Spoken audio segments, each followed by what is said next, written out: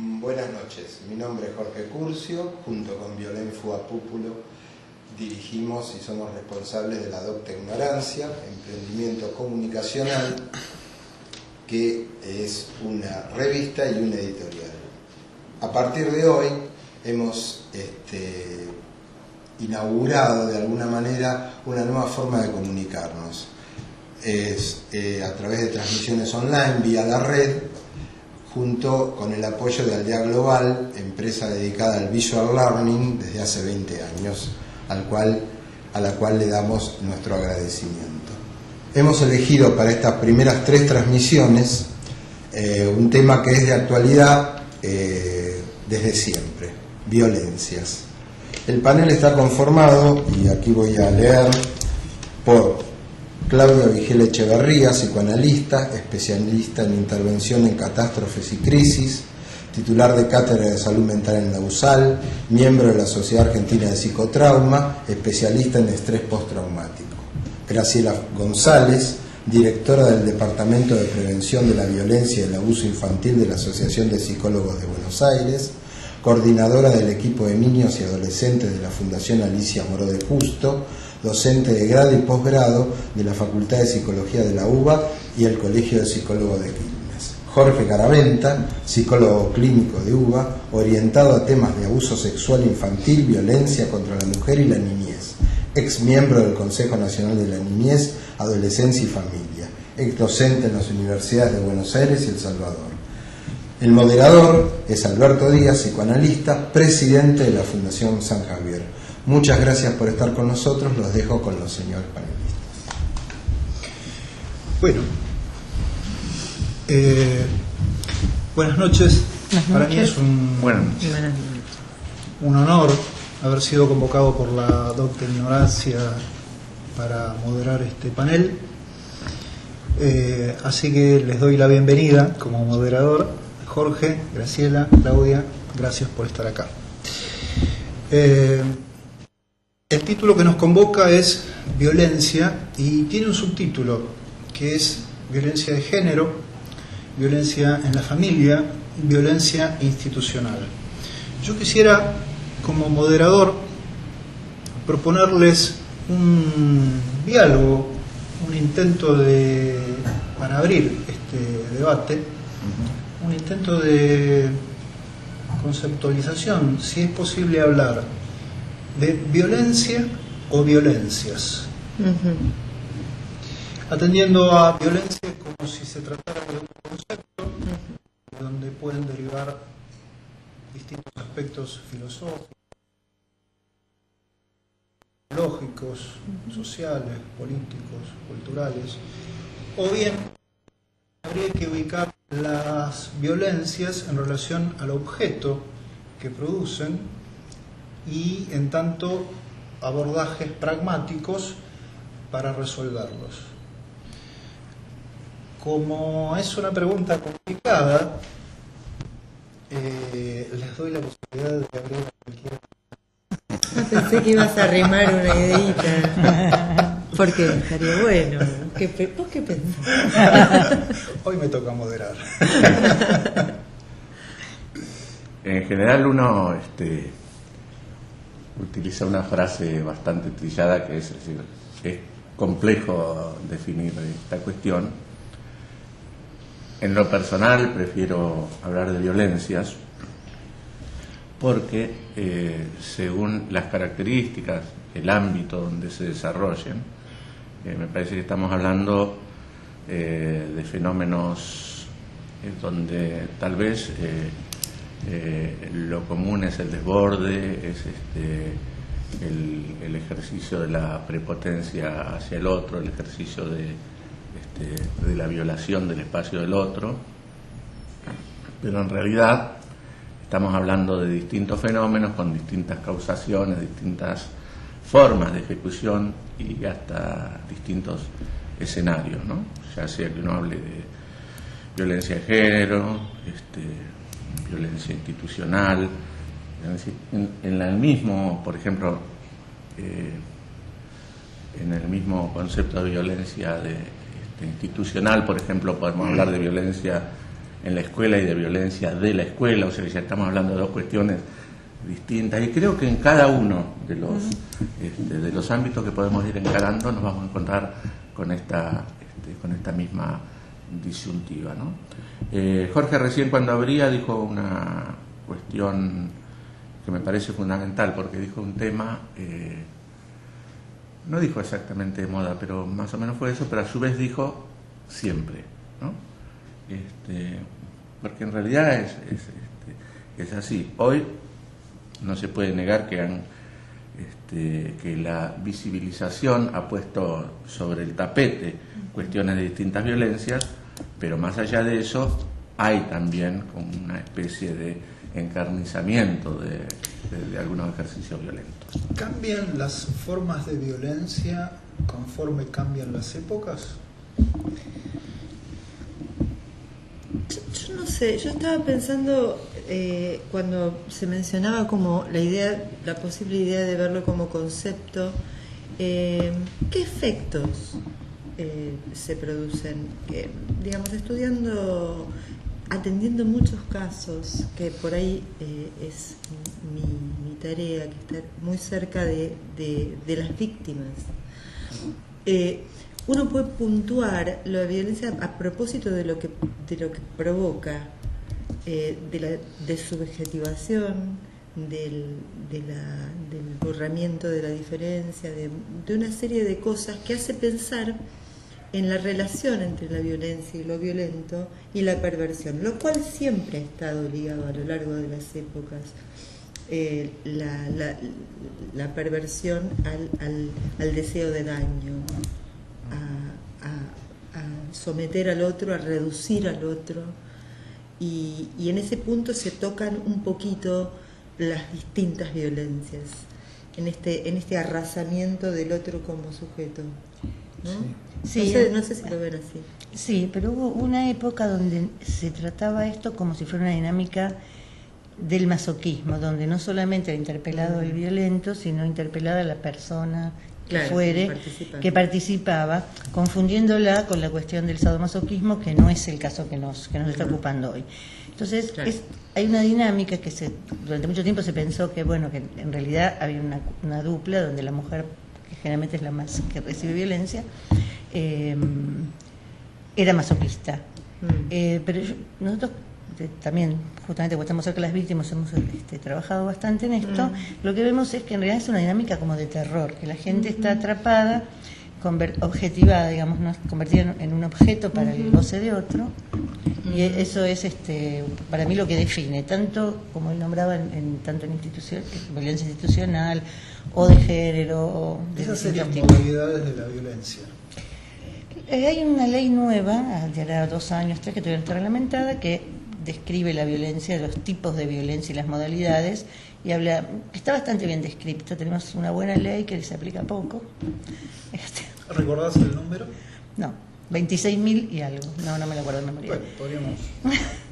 Pero Entregamos. Pero que describe los tipos, entre ellos el institucional, mediático, obstétrica, sexual, obstétrica. psicológica y física. Esas son una de las modalidades que da. Está bastante englobado todo, ¿no? Sí. Voy a agregar una cosa en relación a lo que planteabas, Alberto. Primero, yo no puedo dejar de decir algo, que esta convocatoria que hace la docta Ignorancia nos convoca a cada uno de nosotros de distintos lugares, ¿no? Pero nosotros 4 constantemente nos estamos encontrando en los distintos campos de trabajo de la violencia, ¿no? Es verdad. Esto lo quería decir porque me parece como que Es verdad. ¿no? Siendo que no es lo único que hacemos. Pero ahí es donde las cosas fuertes pasan. Yo me reencuentro y es donde pasan las cosas de las que mucha gente no se atreve a meterse o acercarse, o que lo tiene reservado.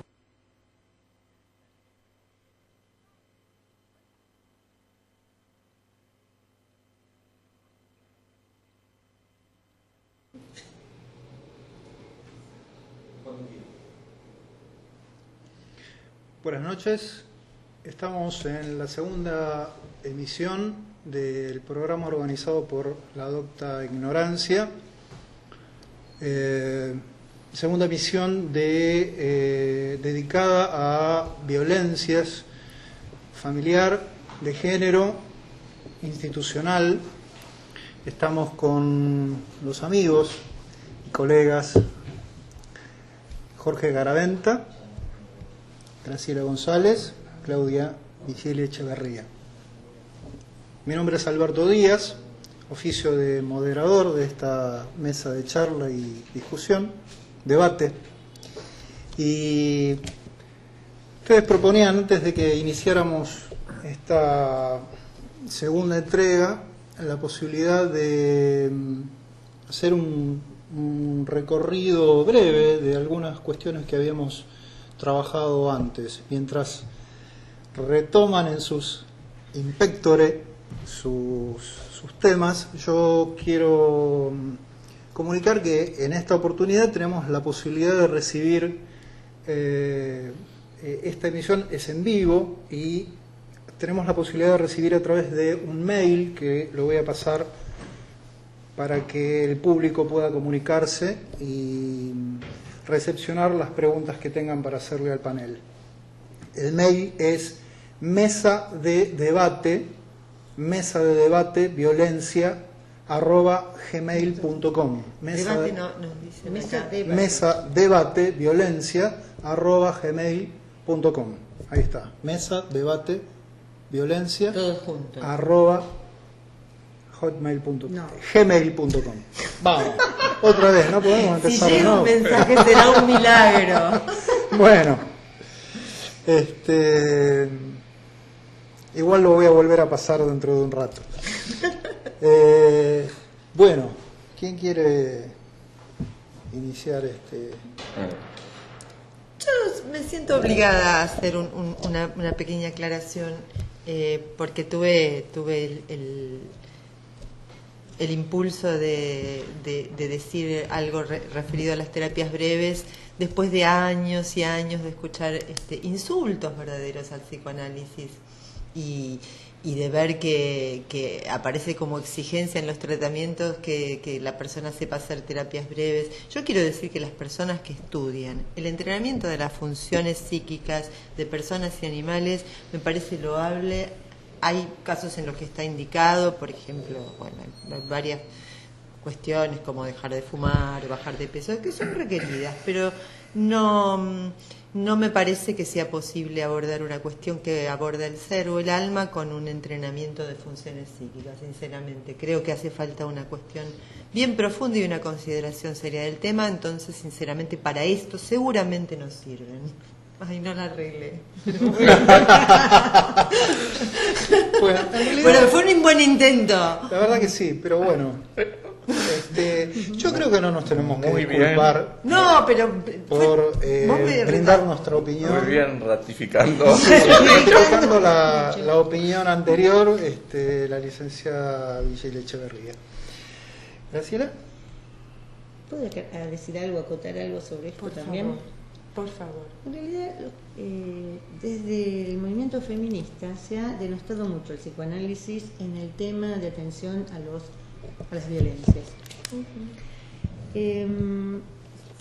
Podemos decir que algo de razón tenían cuando se interpretaba, como esto es algo que dije también la vez pasada, cuando se interpretaba el masoquismo de la víctima, que no ponía fin a una relación que no se desarrollaba como quería. O sea que yo estoy de acuerdo en que achacarle la responsabilidad subjetiva a alguien que en ese momento está sufriendo, y como dijo el licenciado Garaventa, es una víctima.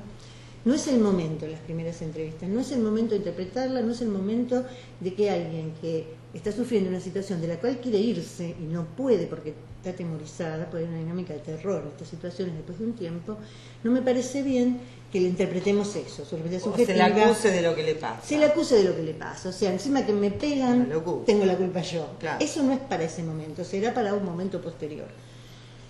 Bueno, se ha denostado mucho el psicoanálisis. En realidad, cuando uno es psicoanalista y trata estos temas con una especificidad que es el caso a caso, que es la singularidad de la cuestión. Sí. No hay algo que se le aplique a todos por igual. Claro.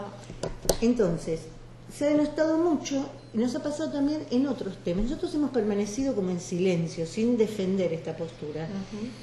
De hecho, yo tuve unos pasantes que eran de la carrera de especialización en violencia, de la UBA, de psicología, que trabajan, no son psicoanalistas. Entonces, cuando vinieron a la institución donde yo coordino el equipo de niños, se dan sorprendidos de que por fin alguien que es psicoanalista y que está hablando de estas cuestiones, porque ellos tienen otro sistema que no sé cuál es, no sé cuál es.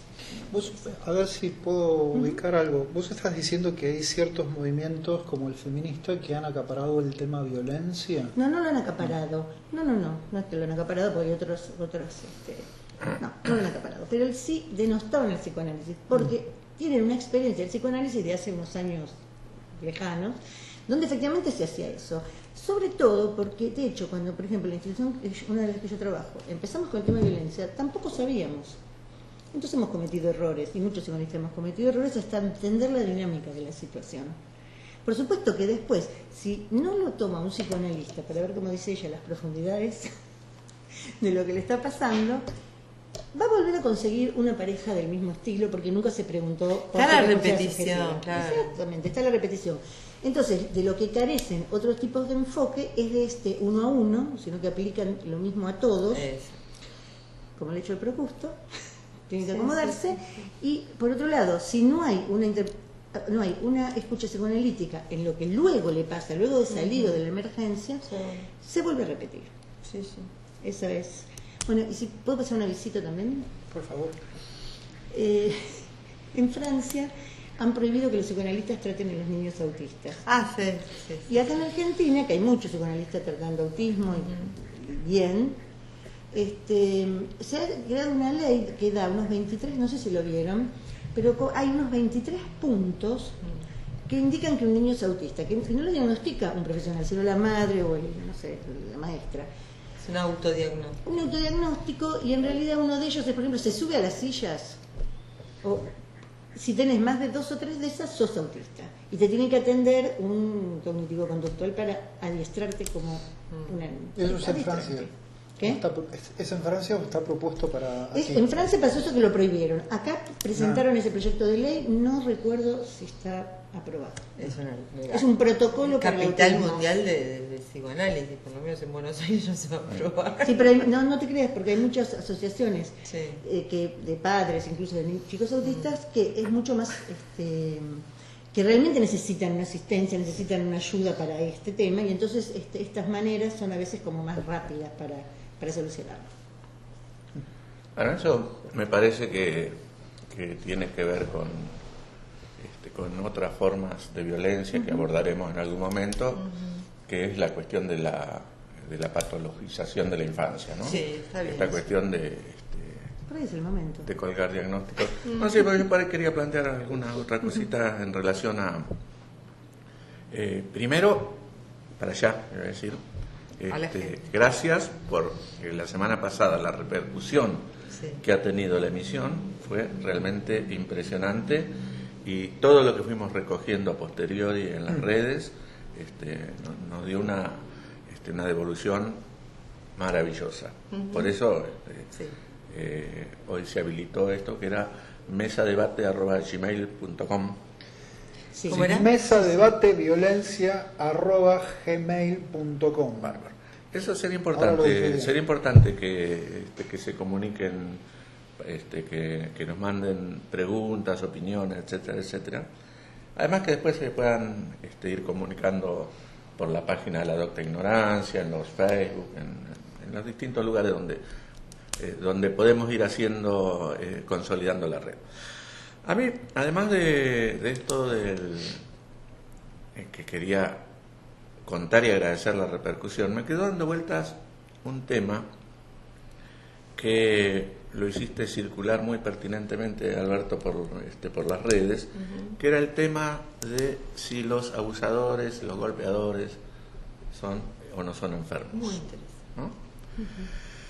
En realidad, yo pensaba que eso lo podemos profundizar y lleguemos a la conclusión de que son o no son enfermos, no vamos a estar en el eje de la cuestión. Nosotros como psicólogos o como analistas estamos en dos funciones en este tipo de cuestiones de abordaje de la violencia. O estamos en función pericial o estamos en función terapéutica. Y no es lo mismo lo que pasa en la función pericial que lo que pasa en la función terapéutica.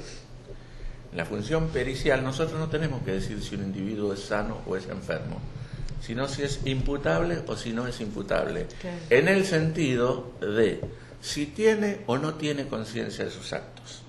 Claro. Esto es lo que define la actitud pericial, que además después conlleva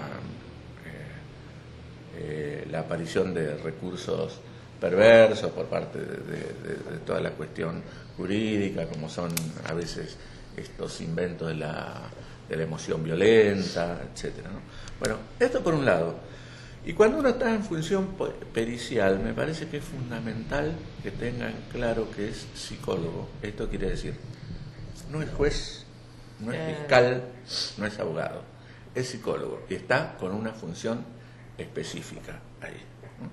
A veces, y tiene que ver con lo que hablaban las chicas al principio, a veces se produce una fuga del rol pericial y del rol del psicólogo, que es cuando se toman estos mamarrachos como el DSM-4, por ejemplo, ¿no?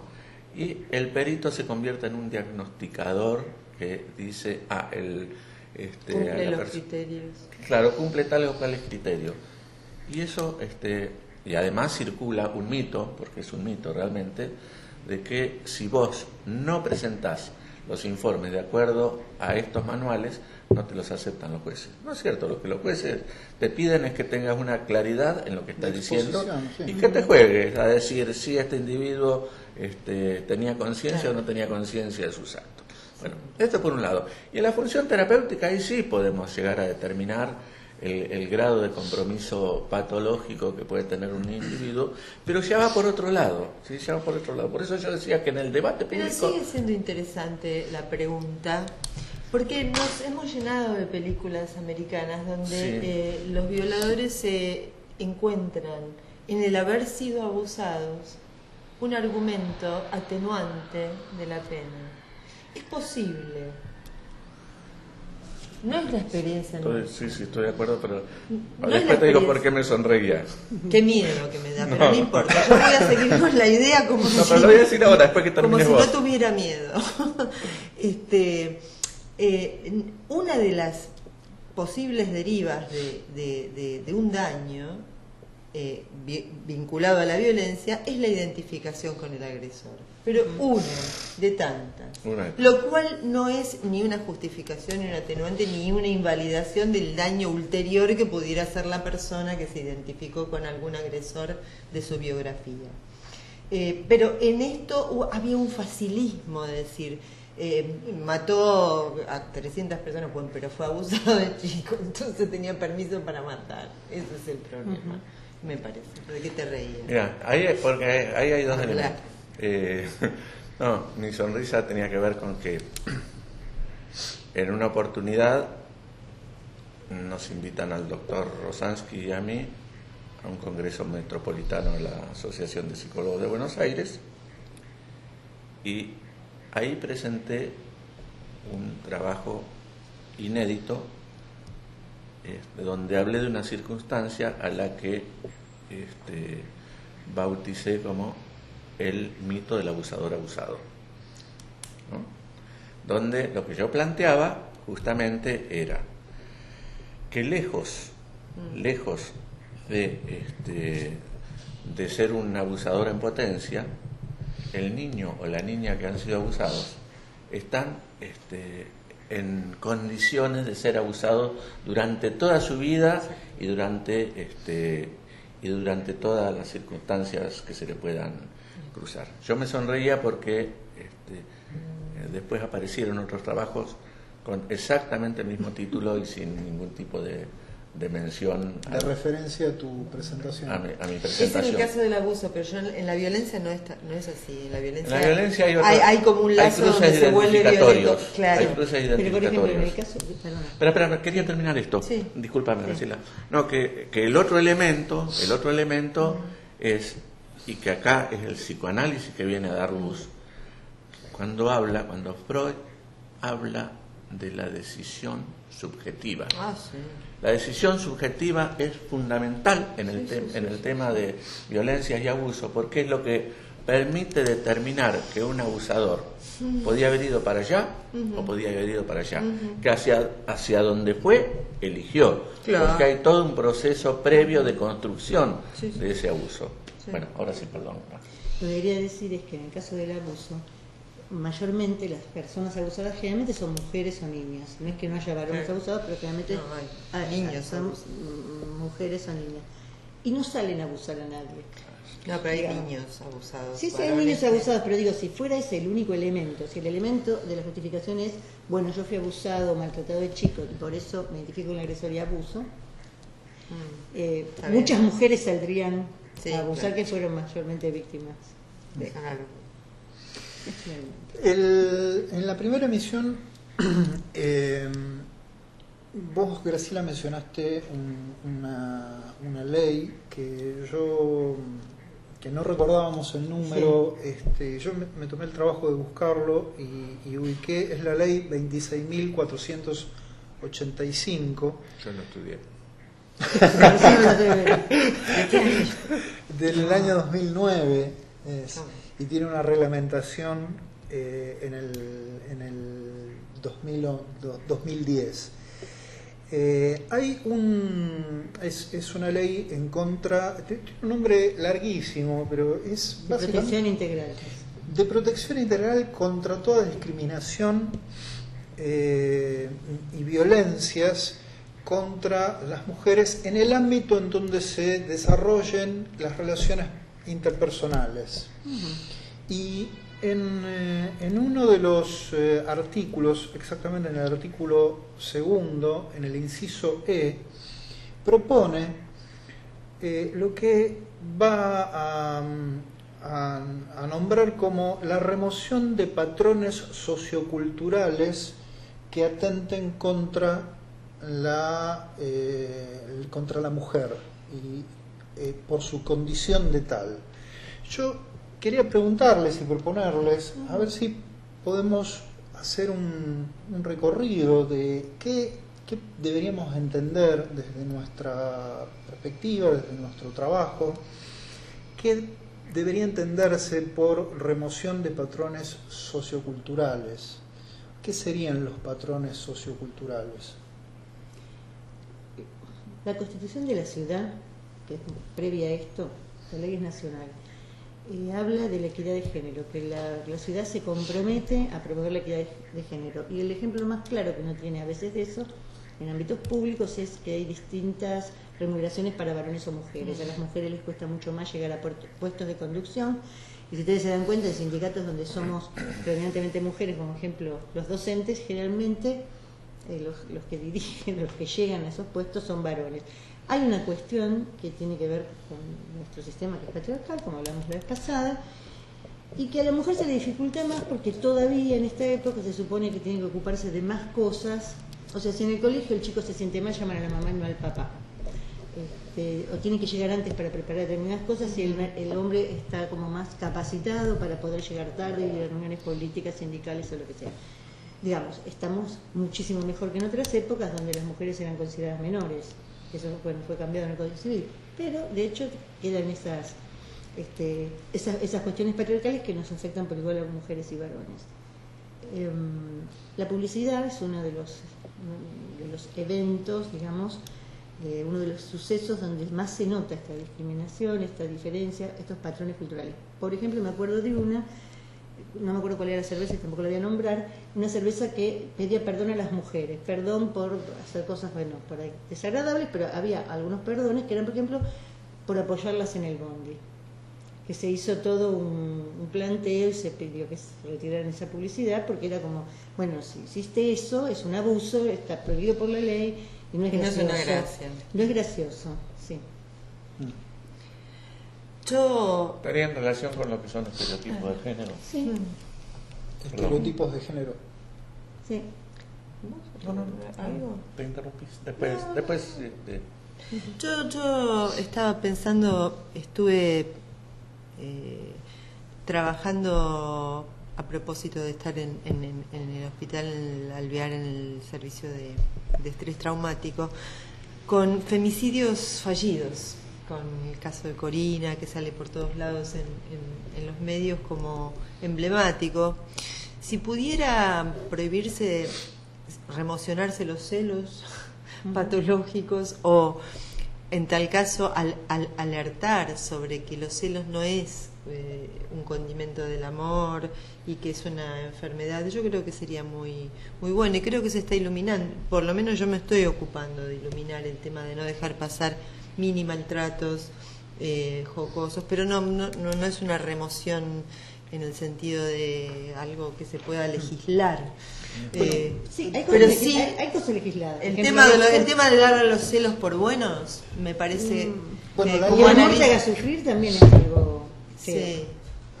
Esta ley que mencionamos menciona los celos, dice celos excesivos.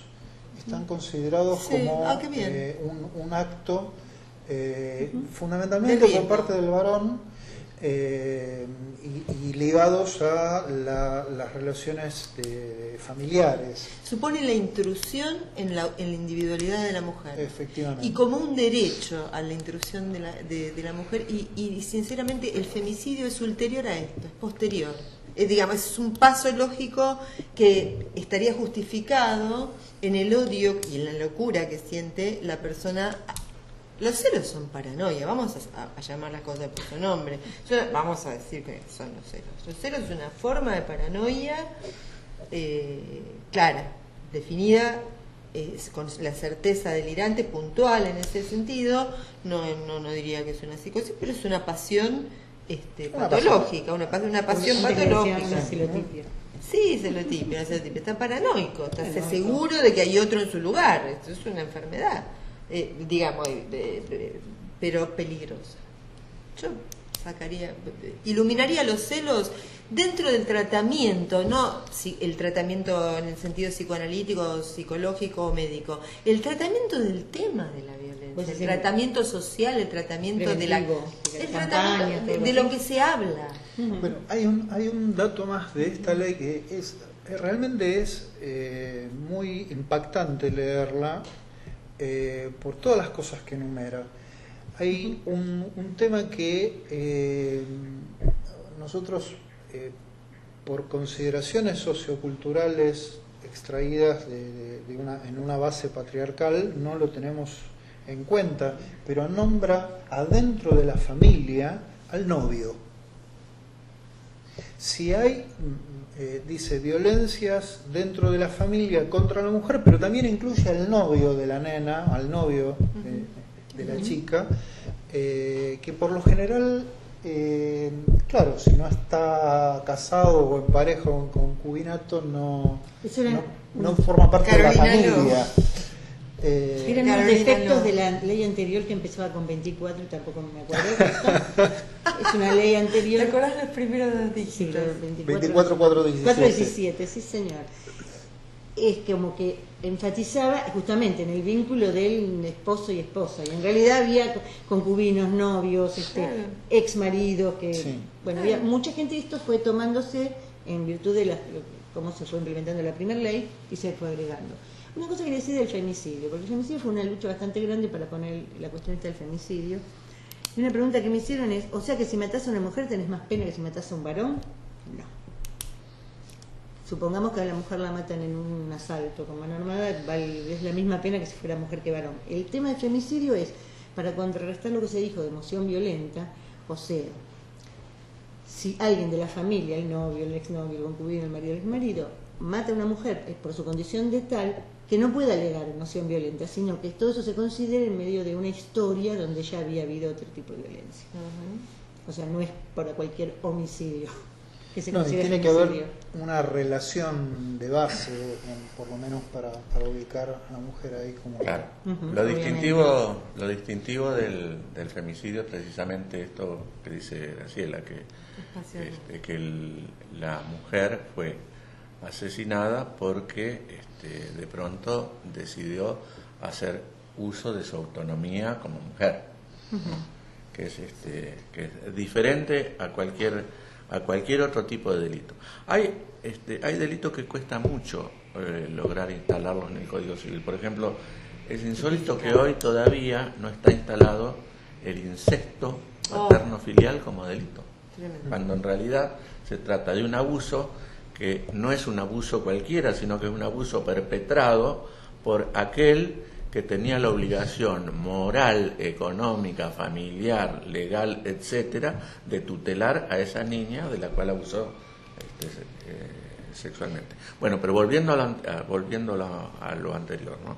Toda esta legislación que por ahí a una lectura descuidada le suena como excesivo, ¿no? Es decir, sobre todo por esta cuestión despectiva que en la sociedad, en la cultura patriarcal suele haber hacia el colectivo de mujeres. Yo prefiero hablar más del colectivo de mujeres que de feminismo, ¿no? Me parece que el feminismo hoy no representa a todo el colectivo de mujeres. Sí. Pero a lo que iba era que esta cuestión de estas leyes que terminan legislando de manera tan minuciosa y extrema tienen que ver con que se parte de la premisa comprobada de que el femicidio empieza a construirse en estos pequeños gestos cotidianos. Y además, qué sé yo, esta otra cuestión, yo vengo trabajando mucho últimamente sobre la cuestión de que los femicidas, los abusadores, no son monstruos, no son individuos especiales, son construcciones sociales, son productos de esta sociedad que en todo caso han desarrollado en extremo algunas cuestiones que otros Pero qué, perdóname, procesamos de otra manera. ¿qué significaría que son producto de la sociedad? Que la sociedad no puede declararse ajena a la construcción de un individuo machista cuando toda la cultura apunta precisamente a la desvalorización de la mujer. Claro. No puedes decir son monstruos, están mal hechos, tienen problemas genéticos. Cuando la cultura en realidad orienta hacia la descalificación, el chiste humillante. Entonces la sociedad tiene que hacerse cargo y absorber la responsabilidad de que así estamos siendo educados. ¿Qué valor le dan ustedes acá entramos en un terreno en donde se empieza a poner espeso? ¿Qué valor le dan? Entonces yo voy a servir café mientras. Dale. ¿Qué le vamos a pedir? Es un buen momento. Mientras ustedes hablan. Bueno, Pero para todos. el valor cultural diferencial que hay en, por ejemplo, los pueblos originarios. ¿Conocen lo que se llama el matrimonio privignático? Con ese nombre no, pero por ahí si lo desarrollas. El matrimonio privignático es una mujer que tiene una hija y se casa con un hombre que no es el padre de la niña, y este hombre pasa a ser el esposo de ambas mujeres. Mira. Hubo un caso que hubo Con las que comunidades condenaron a com alguien. está armado de esa manera. Tenemos un email a mesadebateviolencia@gmail.com. Le Muchas pasamos gracias. el cafecito. Muchas gracias. Y dice, los estoy viendo y me gustaría saber la opinión que tienen sobre la violencia obstétrica e institucional que ha llevado a legislar al respecto, como la ley 25.929, vigente desde el 2004 en Argentina. Muchas gracias. Lo firma la licenciada María del Carmen González Grané. Está preguntando acerca de la violencia obstétrica e institucional. Está en la ley que vos, en la 26.000, está uno de los apartados, es acerca de la violencia obstétrica. Sí, es interesante. Sí.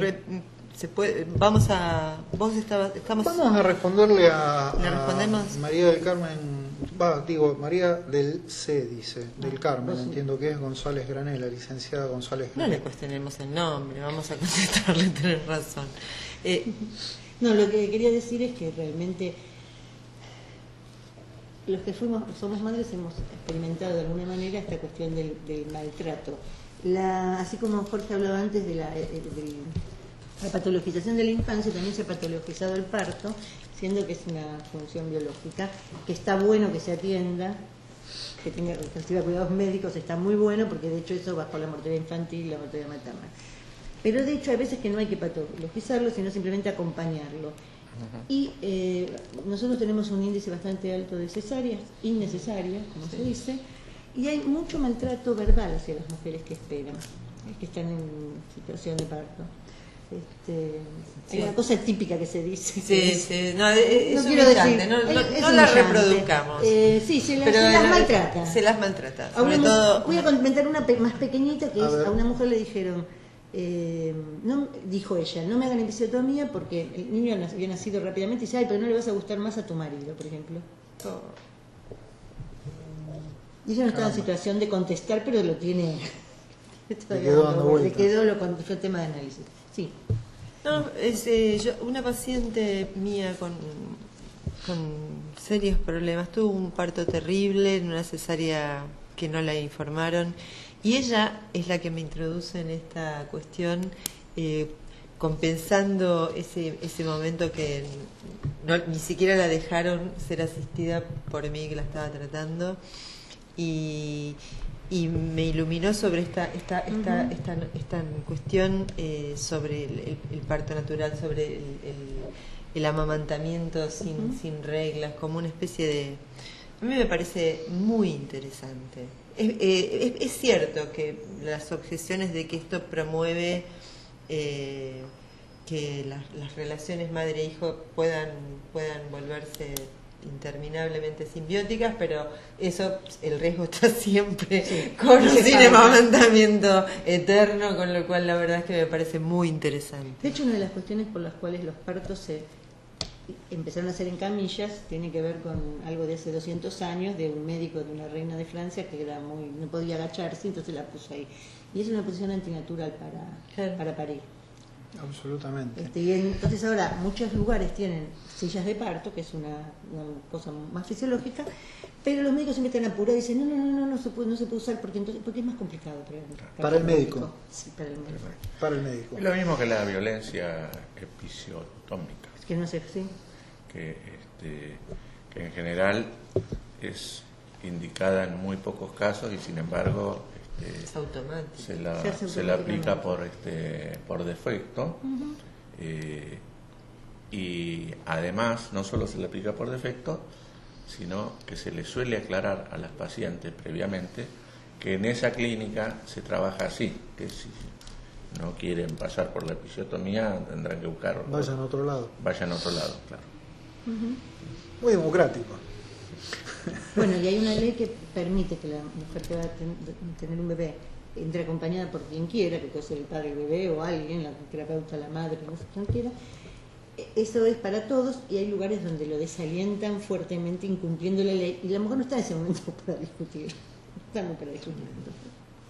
Que la otra persona la dejan fuera, eso también se incumple bastante. Me parece una conquista. Sinceramente una conquista, me parece. Estás hablando de la ley. Ese punto, la ley sí. en general, y ese punto en particular me parece una conquista. Alberto, hay un tema de lo que estábamos hablando antes, sí. Que me gustaría retomar para decir dos palabras, y me comprometo a traer la semana próxima un comunicado de la comunidad Wichí, porque el tema es el tema de Esposa y suegra. Claro. En realidad, este comunicado surge a raíz de que un juez decide liberar a un abusador de una hija preadolescente bajo el pretexto de que en los pueblos originarios y sobre todo en los pueblos wichí era casi una cuestión de costumbre, casi cultural, prácticamente natural, sostenía el fallo, la cuestión del incesto. Entonces la comunidad wichí sacó un comunicado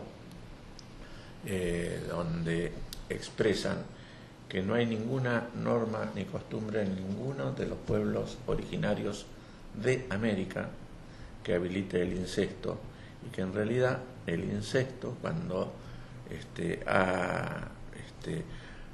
ha entrado en alguna de esas comunidades, ha sido a partir del contacto con las civilizaciones más avanzadas culturalmente, ¿no? Es interesante ese fallo, porque después el doctor Rosansky lo utilizó justamente para condenar a 2 abusadores. Está bien que estamos hablando del doctor Rosansky, que es una rara ave. Exacto. De todas formas, en cualquier cultura, aunque sea distinta, hay una prohibición del incesto. Pero por ahí, sí. no la que nosotros consideramos. Claro, el tema pero es qué es lo que consideramos incesto. Exacto, ¿qué es lo que consideramos De incesto? hecho, Jorge lo que estaba mencionando es que en la normativa código argentina no está incluido como algo sancionable, pero en los alemanes, en Alemania sí está incluido. Ellos le llaman Blutschande, que es la mácula de sangre. Ajá. Pero eso tiene está bien, que es una deuda histórica que nunca figuró el incesto como figura penal.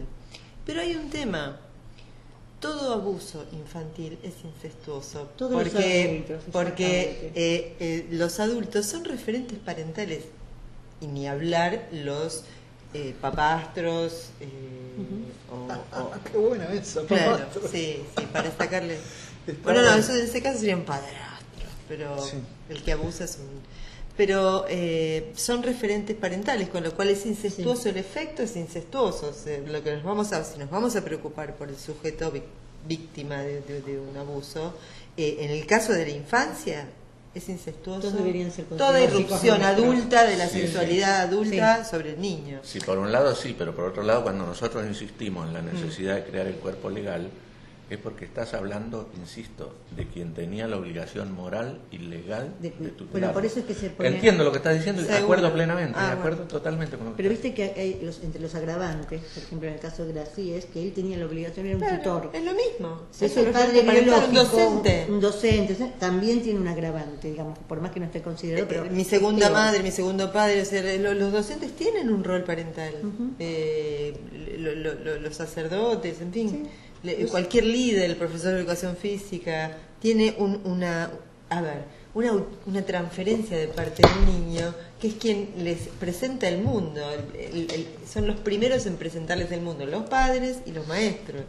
Y cualquier otro referente adulto tiene esa función. Incluso cuando los abusadores ya condenados o ya sancionados quieren igualmente tener vínculo con el niño abusado, hacen hincapié en un artículo de los derechos de la Ley de Derechos del Niño que dice que el chico tiene derecho a tener relación con su padre, con sus padres, sin darse cuenta, o por supuesto a propósito, de que ese mismo artículo dice, salvo en el caso de que esta persona hubiera atentado contra la integridad del chico. Ajá. Está en la ley, por supuesto no lo mencionan, pero está en la ley, o sea que también se va, hay una cuestión perversa de, por más que fueran condenados, tratar de ejercer el derecho, que yo considero que una de las cosas que también se reclama es que pierda la patria potestad, que fue Claro. acusado y condenado por abuso de un hijo, que pierda la patria potestad. Colega, yo pienso que es muy difícil avanzar sobre el trabajo sobre las violencias sin hablar de la perversión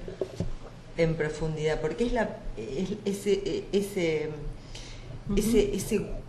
ese disfrute de la dominación del otro, de alguna manera u otra, lo que sostiene esta categoría de abusador, violento, perpetrador. Es la perversión y es una estructura poco trabajada, poco, bueno. Y primero que nada porque es una estructura que vos difícilmente la puedas trabajar en el consultorio. Exactamente. Entonces hay estructuras, son de lo que yo llamo la estructura que uno trabaja de oído o de lecturas más que tienen que ver con lo social o lo jurídico, o por el efecto en las víctimas. Exactamente, por el efecto en las víctimas. A través de las víctimas Pero nos damos cuenta de cómo es ese goce, pero sin cernir el problema de la perversión. Van a encontrar, digamos, la perversión va a buscar siempre como la grieta para como desmentir toda legalidad. Estamos claramente. en el caso Poch, ¿es? El muchachito que él tiene todas las colecciones juntas. Entre ellos de tiene las muchas violencias. denuncias, por las cuales Denuncias nunca fue indagado. previas, denuncias de las hijas, o ahora las hijas. ¿Querés hacer un resumen para el público que nos sigue? No creo que Lo deben haber visto. Como la licenciada. Lo deben haber visto. Sí. Pero tiene toda a ese tipo de perfil. Vos estás apuntando a perversión. A ese perfil y al perfil más bajo que disfruta, digamos, de la dominación. No disfruta del sexo, disfruta de la dominación, de la angustia del otro, es más. Eso, mira, ¿no? esto que acaba de decir Claudia es central. Por ahí, Bailar. me parece que no lo habíamos mencionado todavía así con claridad, que en realidad en el abuso sexual no hay una búsqueda de placer sexual. El placer tiene que ver con la dominación, con el aniquilamiento del otro, con la cosificación, Y la con búsqueda reducirlo a de la la nada. angustia en el otro. Y la angustia, más vale. Esa es la prueba, es como si fuera el trofeo. Claro, por eso son tan aberrantes algunos fallos que hablaban de que el individuo había sido, que la circunstancia lo había llevado, la circunstancia de abstinencia lo había llevado al individuo a abusar. Y por eso esas soluciones que dicen castración para los violadores, castración química para los violadores, es inútil. Porque eso no quita este deseo de dominación y de cosificación de la otra persona. Es como que necesita arrasar la subjetividad del otro. Claro. Eso Se las va a arreglar. ¿Qué opinan del registro de violadores? No sé. A mí me produce dudas serias. Todavía no está no hay como una experiencia para saber. Me produce dudas serias porque me parece que en el desarrollo de nuestra justicia, vamos a suponer que tuviéramos una justicia que funciona adecuadamente, ¿sí? Creo que si vos condenás a un individuo, lo condenás por una determinada cantidad de años, y nos guste o no nos guste, después me parece que no sé hasta dónde es ético seguir produciendo un seguimiento de ese individuo una vez que cumplió la pena. Está bien, es cierto que lo que se sostiene es que en realidad lo que sostenemos es que en nuestra experiencia abusadores y violadores tienen bastante pocas posibilidades de revertir algo. Son compulsivos. Repiten. Claro, ¿no? Entonces, digamos, si nos plantamos ahí, digamos que efectivamente la sociedad debería tomar algún tipo de recaudo, que permita de alguna manera prever esto. Ahora, ¿quién lo maneja? ¿Cómo lo maneja? Ese es A mí me preocupa esta cuestión de que alguien inmerecidamente vaya a parar ese registro y se le arruine la vida, como yo conozco casos de chicos de 18 años que estaban de novios y la chica le dijo que tenía 15, tenía 14 y se habían puesto de novios y está preso. Y y habían tenido su primera vez y es una causa penal que estoy interviniendo. Yo no sé si, pero digo, no sé si el registro es la solución. Ese tipo de cosas pasan también todo el tiempo, que no invalida que hay que respetar las leyes y toda la cuestión, pero pasan estas zonas complicadas de justo en el periodo en el que es menor, mayor y qué sé yo, en donde puede quedar alguien en el registro de violadores que se le arruina la vida por un tema de... Sí, de cualquier manera... banal. De cualquier manera, si hoy es tan dificultoso que condenen a un abusador o un violador pese a tener consagrado, y Mangieri todavía tiene más garantías que... hablando de esto, estamos hablando antes, no de Mangieri en especial. Que pasa que el licenciado Garaventa escribió un texto muy bonito sobre ángeles y sobre porteros, muy lindo. Pero hubo unas ilustraciones que salieron en una nota en contra de esas ilustraciones, diciendo cómo se banaliza la violencia hacia la mujer, donde están dos, una de las ilustraciones es de este hombre que se llamaba Barreda, que fue transformado en estampita y se llama San Barreda, defensor de los maridos o protector de los maridos, y ahora salió gente que fue a una fiesta de disfraces disfrazado, es un chiste, ¿sí? Pero está impreso. Chiste. Hay una fiesta de disfraces donde alguien fue disfrazado de Mangieri con el buzo marrón y llevando una bolsa acá con una mano que salía. Entonces, esto genera cierta... ¿Podemos reírnos de esto? ¿Podemos reírnos? Vamos a sonreír un poco. Ahora, tenemos que hacer una decodificación, porque la nota que traía estas ilustraciones decía justamente eso, cómo se banaliza el tema donde hay gente muerta, ¿no? Y estamos divirtiéndonos con esto. Sí. Eso en relación a lo que estamos hablando antes de la violencia mediática. Estamos rondando el perímetro que tiene que ver con las propuestas culturales, propuestas, si se puede llamar propuestas culturales sobre la violencia, el ejercicio de la violencia y qué incidencia, no lo hemos propuesto, pero parece que el tema justicia anda dando vueltas en torno a esto, que es la justicia. Pero yo les quiero pedir que hagamos un alto, porque nuestra amable anfitriona, junto con Violaine Fuapópulo, junto con Jorge Curcio, directores de La Adopta Ignorancia, nos hace llegar una pregunta. Los editores. Los editores, sí. Sí. Dice: hola a todos, gracias por permitirnos asistir a estos intercambios tan abiertos entre los tres expositores y también a las valiosas puntuaciones del moderador, que vengo a hacer algo así como yo. Mi primera pregunta es para Graciela González, si puede ampliar un poquito la mención que hizo acerca de que en Francia se les ha prohibido a los psicoanalistas el tratamiento de chiquitos autistas. Me parece inconcebible, justamente en el orden a la profundidad de los aportes que el psicoanálisis ha hecho al respecto. Me detengo acá, si vos podés. No puedo profundizar mucho más, es algo que llegó como noticia, que se difundió. Yo estoy en una práctica profesional que se trata sobre el juego en los límites, sobre el desarrollo de los niños, y bueno, ahí nos transmitieron esto. Podemos tratar de encontrarlo, de averiguarlo para la próxima, porque hay un video, incluso un video que fue prohibido, que era un video donde, yo no sé cómo se llama allá, pero fue un video armado por gente de lo que acá sería la EOL, no sé cómo se llaman allá. Y ese video fue prohibido y sacado de difusión. Además había sido un video construido con bastante mala intención de cualquier manera. Pero para no hablar tan en el aire, lo tomamos como tema pendiente para la próxima. Para la próxima. ¿Sí? Luego dice... un elogio. Qué interesante lo que dijo Jorge Garaventa acerca de la falta de inclusión del incesto como delito en el Código Civil. Ojalá más legisladores leyeran a Lévi-Strauss. Qué hallazgo este dato.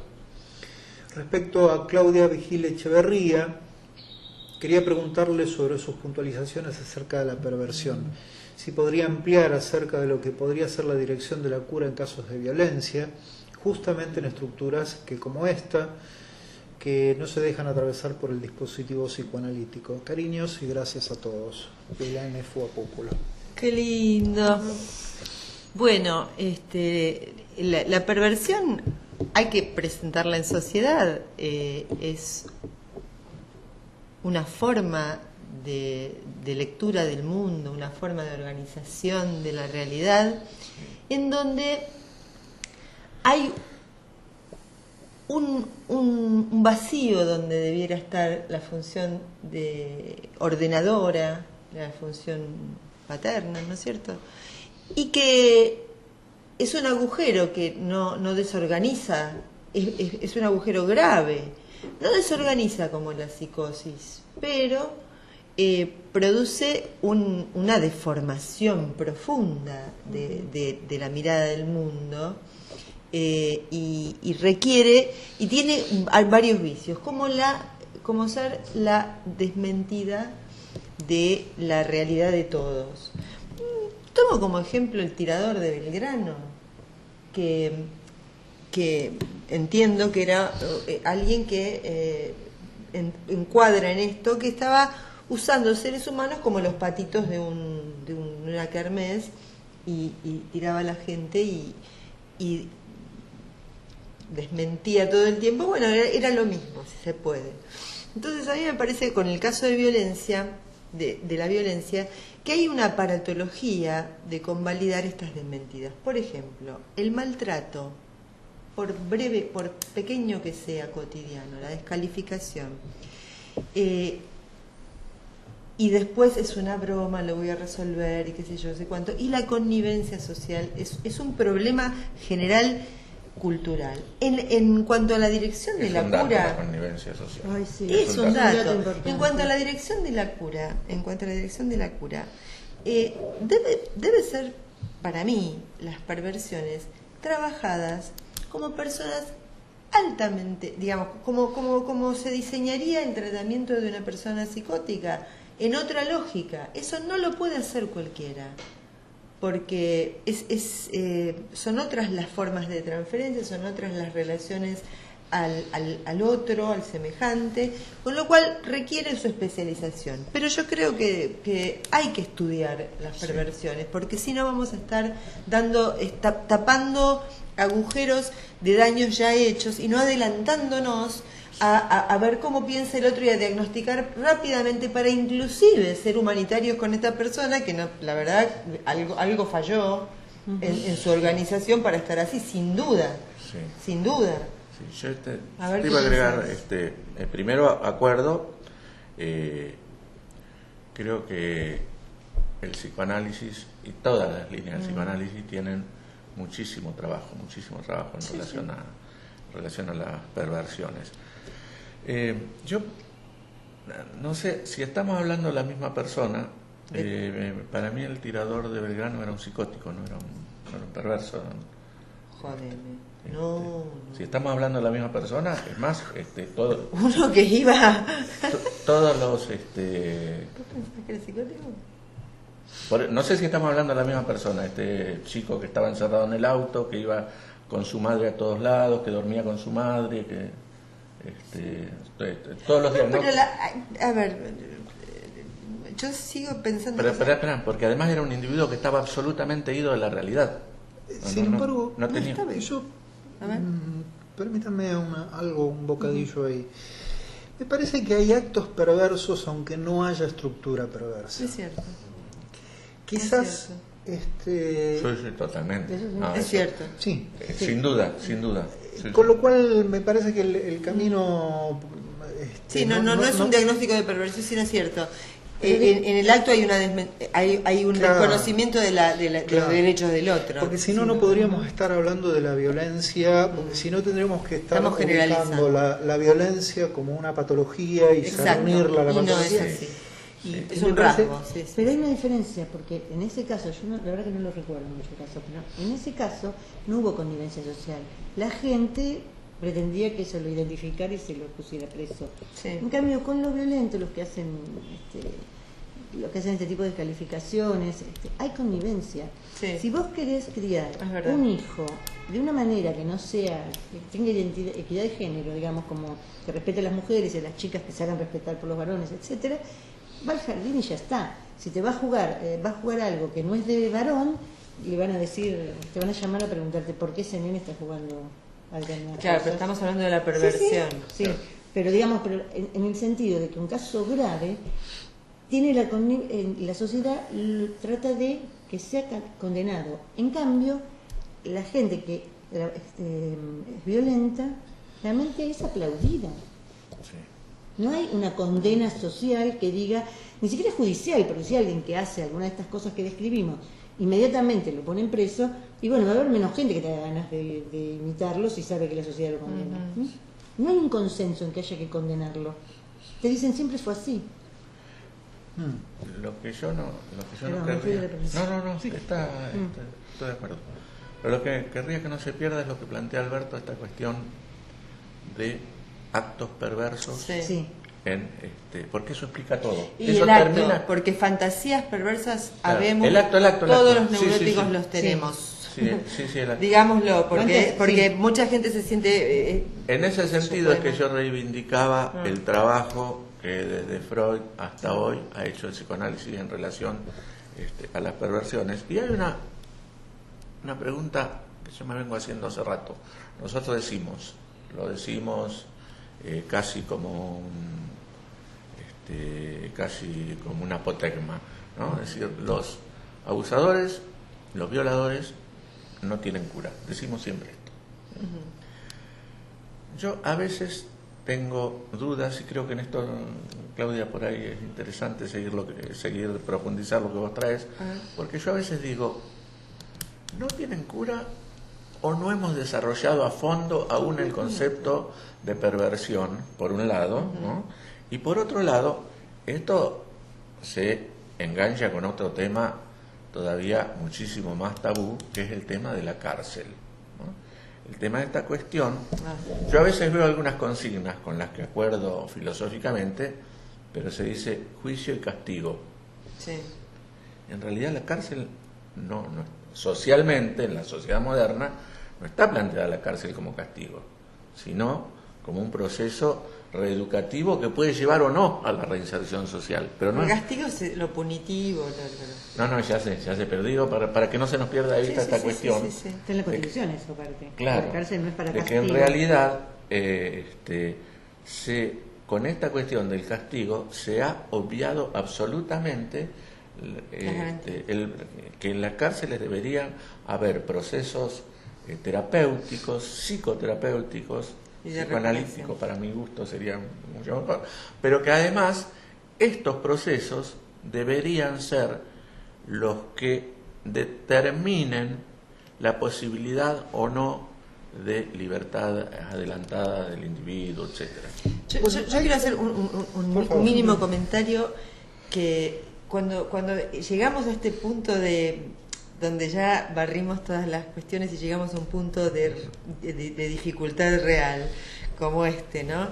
Me viene la frase de Lacan cuando arranca el seminario de psicosis diciendo: estamos sumidos en problemas morales. El tema de lo bueno y los buenos y los malos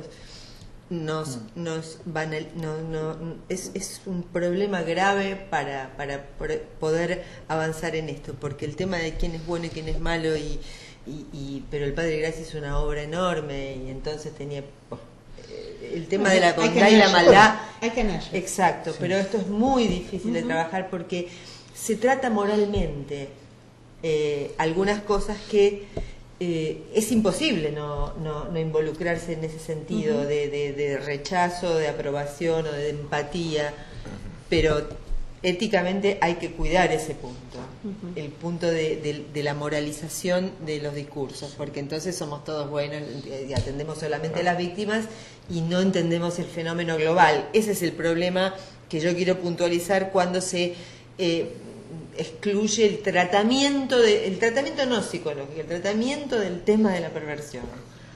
Bueno, yo por eso... ¿Qué te reís ahora? Yo por eso digo, le vamos a tener... ¿Y ahora de qué nos vamos Le vamos a tener que pedir a Jorge, a Violén y a la Aldea Global por lo menos 3 reuniones más, porque yo iba a decir... Yo quiero que seamos... Yo iba a decir, cuando vos traes sí, la cuestión de lo moral, que yo digo, bueno, por suerte nosotros del psicoanálisis trabajamos más con la ética que con la moral. Sí, claro, ¿no? pero la pero gente iba a plantear habla con la esto, moral. iba a plantear esto, digo, claro, esto, poner la dimensión de la ética, me parece que nos puede permitir pensar de otro modo la cuestión, por ejemplo, de lo que traía Alberto del registro de violadores, ¿no? Claro. Porque si lo pensás desde la ética, no es lo mismo. Sí, es campo de concentración, No, un no. campo de concentración así. Y si pensás desde la ética, no hay juicio y castigo, sino que hay juicio y otra cosa, pero no juicio y castigo. Seguro.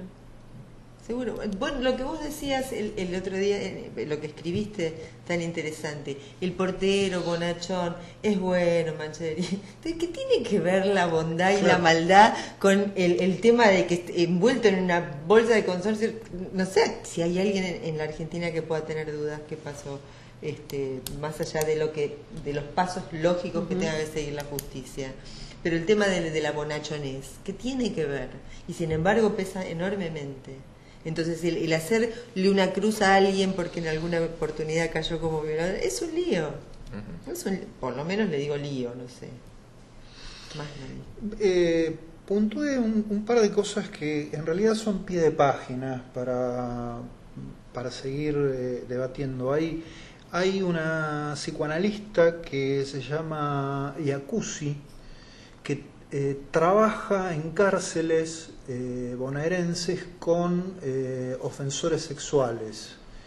Y tiene publicado un material al respecto.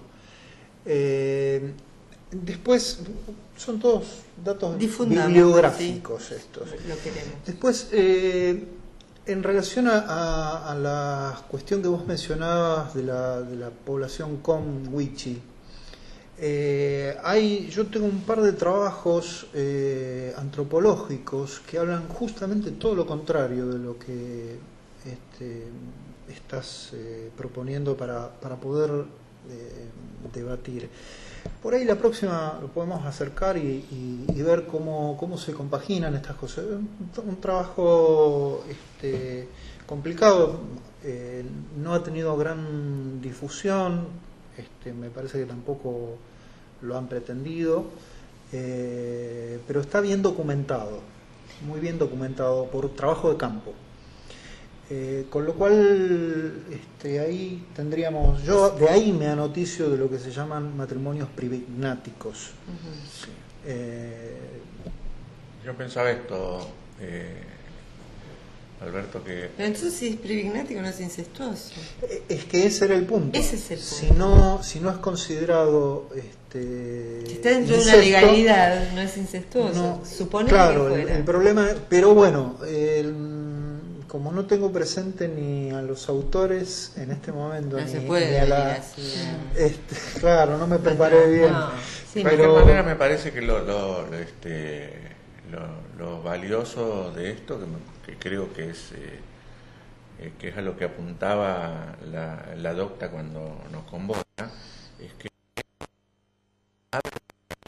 nosotros tendremos que pensar incluso cómo y dónde lo seguimos después, ¿no?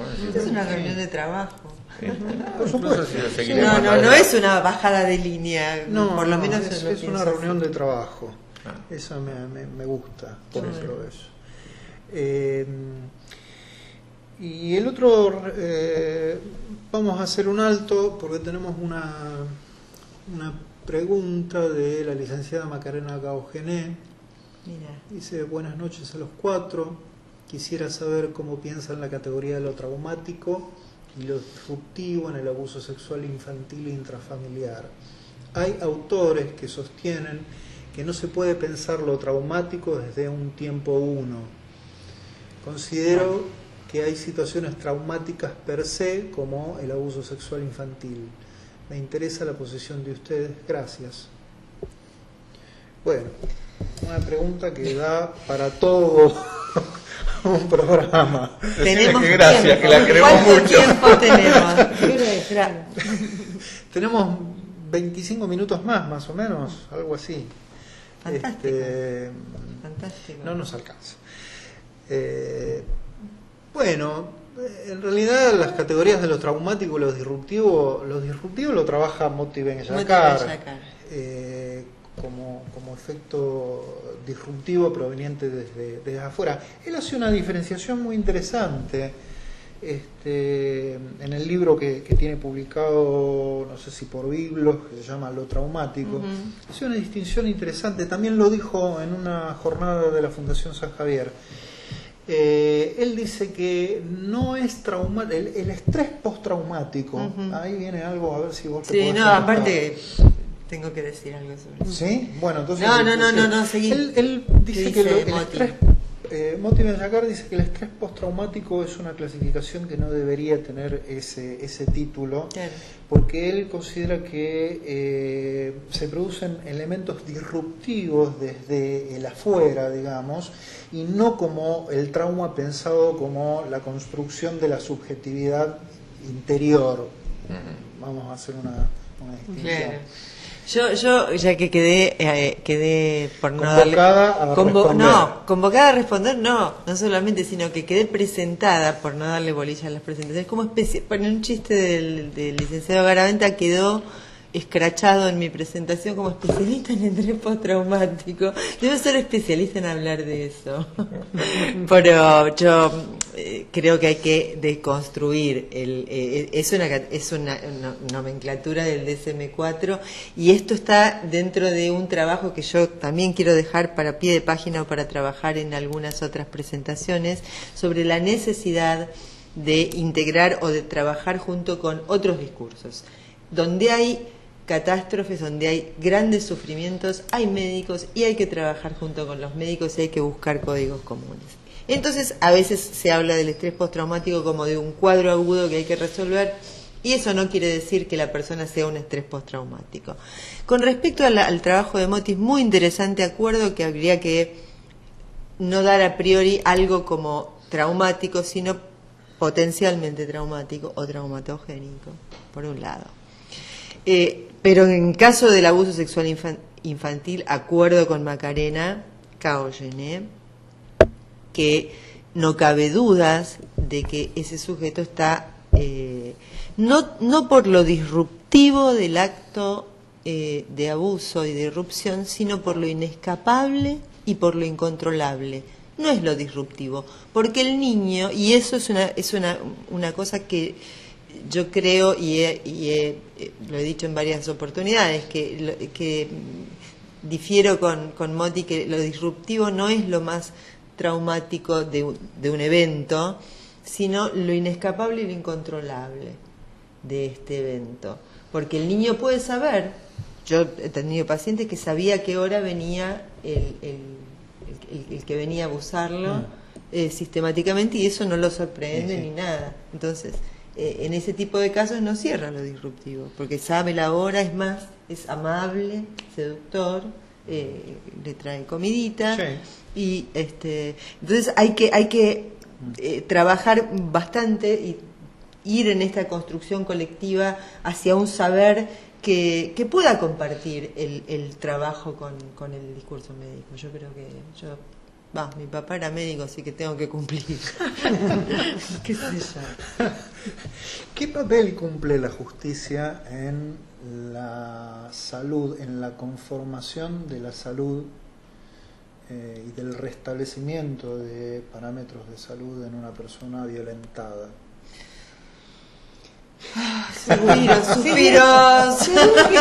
Suspiró el panel. Vamos desde un gran acompañamiento de medidas que se indican que son interesantes hasta... Explica el suspiro. ¿Qué? Explica el suspiro primero. Y porque los que trabajamos estos temas tuvimos que hacernos un poquito al lenguaje de la jerga judicial por el hecho de que estos casos se judicializan. Finalmente va a haber una denuncia, ya llegan cuando nos fueron denunciados. O a veces nos llegan, como dijo él, en carácter de perito, para determinar algo. Entonces hay cierto punto donde, según la ideología de la persona que está impartiendo justicia, como hablamos la vez pasada, se hacen determinadas cosas o no. Todavía tengo que reconocer que no estoy muy empapada con la nueva ley de salud mental, que esa nos incluye a todos, que por lo menos ahora hay determinadas cosas que han mejorado, pero no puedo dar cuenta porque no la he tenido todavía, no la he leído en profundidad. La justicia a veces complica.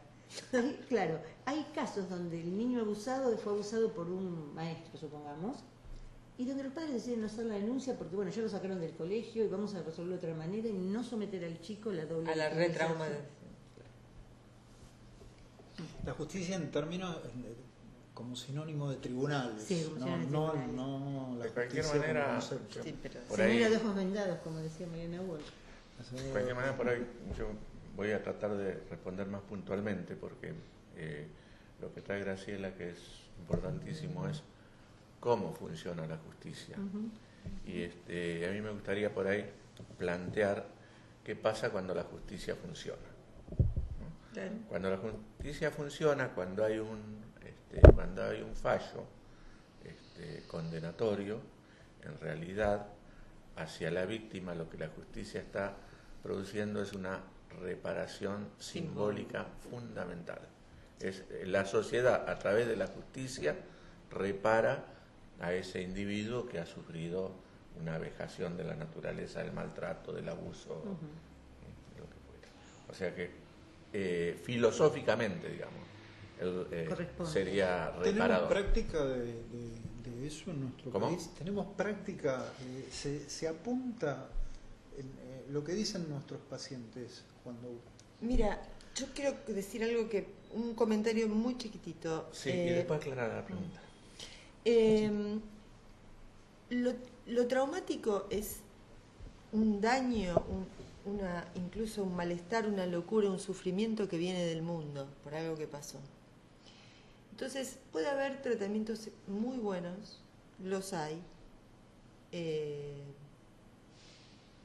pero se repara el trauma, que digamos es una linda especialidad porque es muy grato el ver la recuperación, pero la recuperación se da cuando en el mundo donde se produjo el daño también se repara, y en ese punto es que la justicia tiene un papel fundamental. Cuando hay verdad y justicia, ahí la persona o el abuso. Valoración y reconocimiento del daño generado. Porque en el caso, por ejemplo, del abuso, el niño se siente parte de esto que le pasó. El acto jurídico de decir, esto fue un delito y ese no es lo mismo que vos, hizo algo donde te convocó, te complicó y te involucró, y después se tiene que desinvolucrar. Después hay mucha ambivalencia. Pero hay un enamoramiento y hay una participación del niño. Y hay un volver y hay un juego. Pero lo que hace la justicia es volver las cosas a la normalidad, porque si no el niño queda atrapado y sintiéndose, como se siente toda víctima, culpable del daño que sufrió. Entonces, ese es el papel de la justicia. Bueno, aparte, si no hay ley, dividir los tantos y reparar en el sentido, no, vos sos la víctima, vos sos el... Sí. Si no hay ley, no hay tercero, está bueno que la justicia intervenga entre Absolutamente, es fundamental, de acuerdo con vos en eso. Sí. Iba a decir algo más en relación a esto, que lo que enferma en el abuso sexual infantil, o lo que devasta, es el abuso propiamente dicho por un lado y la no circulación de la palabra por el otro. Ajá. ¿No? Un secreto. Cuando se propicia la circulación de la palabra, empieza el proceso de reparación. Lento, dificultoso, pero la circulación de la palabra es fundamental. La reacción del entorno ante la visibilización del abuso también es fundamental. Es decir, si el niño es creído, si el niño es amparado, si el niño es separado del abusador, ¿sí? Porque ella recién decía una cosa interesantísima, que hay una participación en lo que es todo el proceso de seducción, porque el niño busca afecto, busca cariño, y lo que recibe es la irrupción de la sexualidad adulta en su sexualidad infantil. Seguro. Acá es donde esta es la cuestión del abuso. Pero si la palabra empieza a circular con confianza, hay un proceso. Pero para eso tiene que haber un contexto receptivo a esa palabra. Sí. Hay niños que no han sido creídos. El secreto es una de las cosas más patógenas que existen. Y aparte es Y típico donde del no uso. circula la palabra, pasa algún fenómeno que lo veo a menudo en los pacientes que llegan después de años y años y años de callar, que es que el tiempo queda detenido en el acto que no fue nombrado, sean cuantos fueran esos años, ¿sí? Hay una detención del tiempo en donde no circuló la palabra, porque la narrativa lo que produce es como cuando uno escribe, que esas hojas en algún momento pasen a ser pasado, pero lo que no se habla, lo que no pasa en la narrativa, queda en un eterno presente, mortificando y enfermando gravemente. Con respecto a esto que decíamos de cómo lo recibe el entorno del chico, también sucede en adultos que han sufrido un accidente de cualquier tipo, pongamos por ejemplo una amputación, ¿no? de un miembro que no es vital, pero que es una herida narcisística importante. Seguro. Que sufre un Sí. Generalmente lo que le indica a su entorno, a su familia, a sus amigos es, bueno, olvídate, ya pasó, No hables más de no eso, hables que te más hace de esto, todo que lo te hace contrario. mal. Sí. Y las personas se ve, desde afuera las ven bien o recuperadas, y por dentro, Amputado como vos y decís, amordazado. Amputado y amordazado, exactamente. Sí, terrible. Cuesta mucho desarmar esto y volver a dar palabra para, bueno. Aparte un concepto también que se le dice a esta gente es, bueno, no llores. ¿Por qué uno no va a llorar si está triste? Terrible. Les quiero hacer una pregunta que para mí es difícil, así que estimo que para ustedes ¿Para qué? también. Muchas ¿Con qué gracias. ¿Con qué necesidad? Qué buen momento. No, te va a gustar la Sí, pregunta. dale. ¿Existe la posibilidad de revinculación entre un niño abusado, una niña abusada y su abusador? Y si el abusador está igual que como estaba antes, no revió su postura, no se interrogó, no pudimos hacer que circule de otra manera. Estamos en el terreno en donde estaba preguntando, porque respondo lo que vos me preguntaste. ¿Podés ampliar la pregunta? Sí. Vos hablaste de justicia reparativa y nosotros tenemos un sistema de justicia retributiva que va en función de la pena, a pesar de que la Constitución Nacional diga que las cárceles tienen que ser alojamientos sanos y limpios, etcétera, etcétera. Todo lo contrario. Pero bueno, tenemos una justicia enmarcada claramente hacia lo retributivo y no hacia lo reparativo. Y la pregunta era, ¿tenemos modalidades en el campo social como procedimientos, como formas propuestas para las víctimas, en donde se genere un espacio de circulación de la palabra, como vos decías, Jorge? Sí, yo te puedo plantear dos cosas. Primero, sobre la esencia de la revinculación. La revinculación no está pensada para revincular a un niño, a una niña abusada con el abusador, sino que fue pensada para revincular en el caso de que no se haya logrado establecer que existió el delito. Esto es fundamental que quede claro, ¿no? Primero.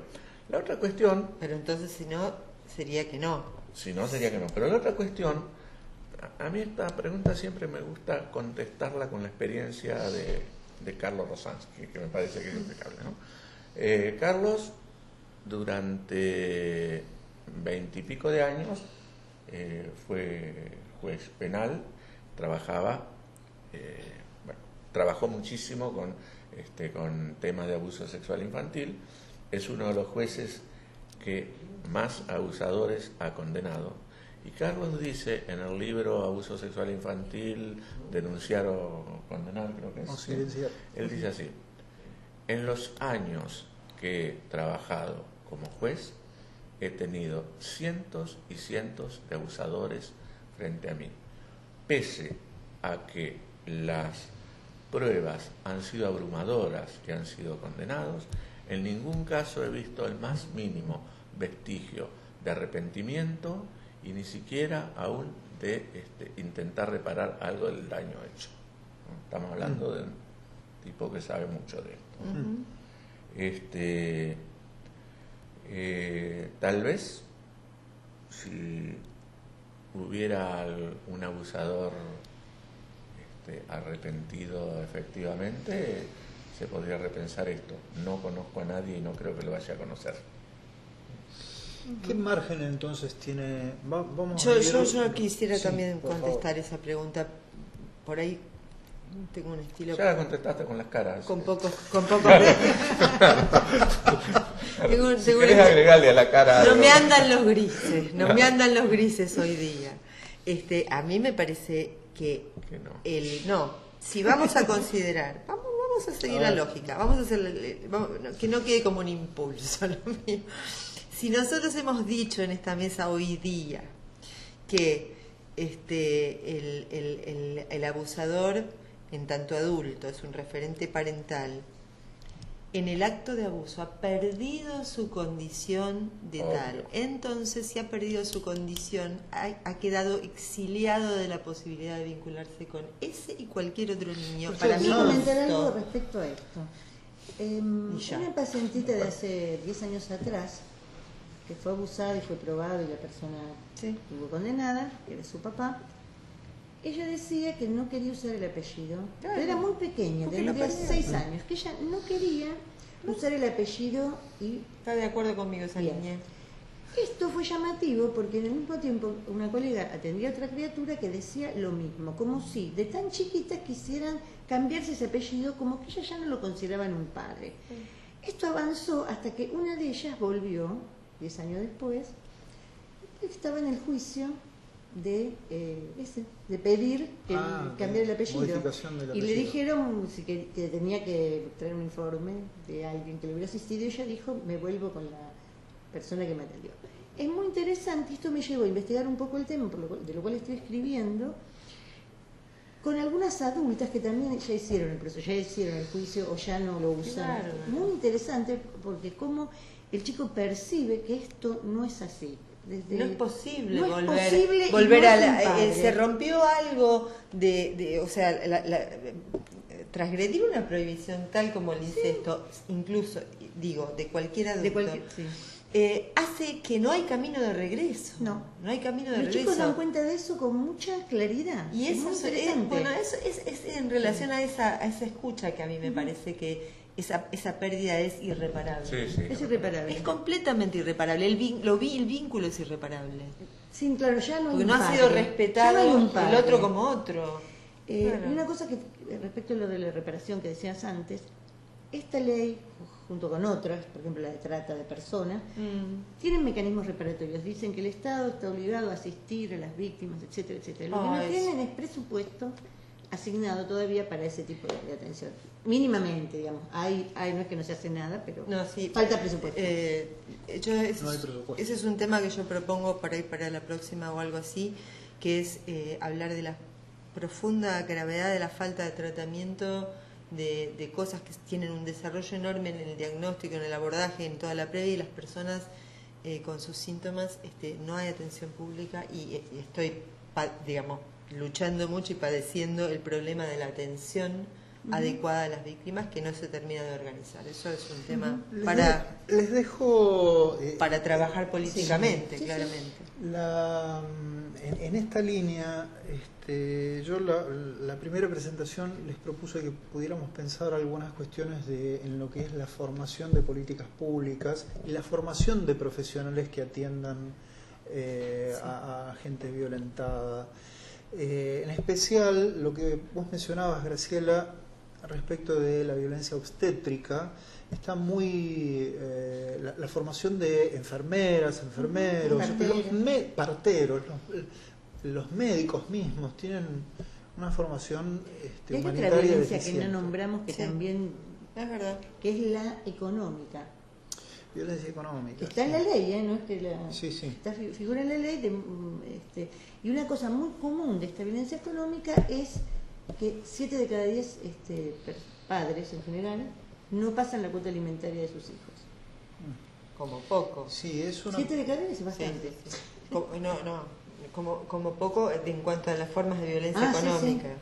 Sí. Por supuesto, muchas otras formas de violencia económica, pero esta es una que es muy visible. Y ahí sí hay un registro. hay un registro de deudores económicos. Si uno quiere presentar un proyecto en la ciudad o donde fuera, tiene que presentar el libre deuda, digamos, de que uno no es deudor económico. Pero no todos los juzgados, cuando está condenada una persona por violencia económica, lo mandan al registro. Y además, los efectos, mucha gente no lo motoriza porque los efectos son pocos. No puede renovar el registro, entonces se lo va a sacar a Tucumán. Sí, no tiene efectos. No sale el veraz. No sale, claro, habría que haber un veraz, de eso. Está buena la idea de armar un veraz de padres, malos padres. Ya lo hemos dicho, así que no lo hagan ustedes, lo haremos nosotros. Por favor, el copyright lo tenemos. Claro. Bueno, hemos tenido otras preguntas que han llegado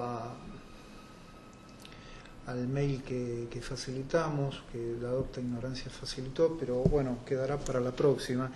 Hay un pedido expreso de los editores de la Adopta Ignorancia para una invitación a la presentación del libro Goces, Disfrutar o Padecer, de Benjamín Dohm, que es el segundo libro de la editorial La Adopta Ignorancia, y este evento va a tener lugar el próximo miércoles 9 de octubre a las 19 horas en la Sala Ortiz de la Biblioteca Nacional.